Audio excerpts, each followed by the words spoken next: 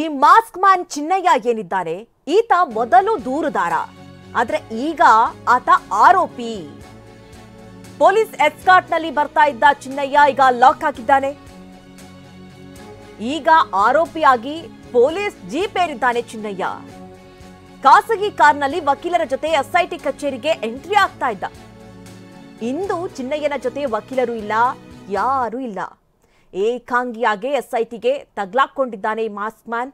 ದೂರುದಾರನಾಗಿ ಬಂದು ಈಗ ಆರೋಪಿಯಾಗಿ ತಗ್ಲಾಕೊಂಡಿದ್ದಾನೆ. 10 ದಿನಗಳ ಕಾಲ ಕಸ್ಟಡಿಯಲ್ಲೇ ಇರಬೇಕಾದಂತಹ ಪರಿಸ್ಥಿತಿ. ನೋಡಿ, ಈತ ಕೋರ್ಟ್ಗೆ ಪ್ರೊಡ್ಯೂಸ್ ಮಾಡಿದಂಥ ಸಂದರ್ಭದಲ್ಲಿ ಈತನ ಪರವಾಗಿ ವಕೀಲರು ಇಲ್ಲ, ಯಾರೂ ಇಲ್ಲ. ಈತ ಈಗ ಏಕಾಂಗಿಯಾಗಿದ್ದಾನೆ. ಇನ್ನೊಬ್ರು ಮಾತು ಕೇಳ್ಕೊಂಡು ಅಥವಾ ಯಾವುದೋ ಒಂದು ಗುಂಪು ಹೇಳ್ತು ಅಥವಾ ಇನ್ಯಾರೋ ಹೇಳ್ಕೊಟ್ರು ಅಂತ ಹೇಳಿ ಈತ ಯಾರದ್ದೋ ಕೈಯಿಂದ ತಲೆಬುರುಡೆ ಇಸ್ಕೊಂಡು ಬಂದು ಈತ ದೂರನ್ನ ಕೊಟ್ಟಿದ್ದ, 164 ಸ್ಟೇಟ್ಮೆಂಟ್ ಅನ್ನ ನೀಡಿದ್ದ. ಈಗ ಈತನ ಜೊತೆಯಲ್ಲಿ ಯಾರೂ ಇಲ್ಲ.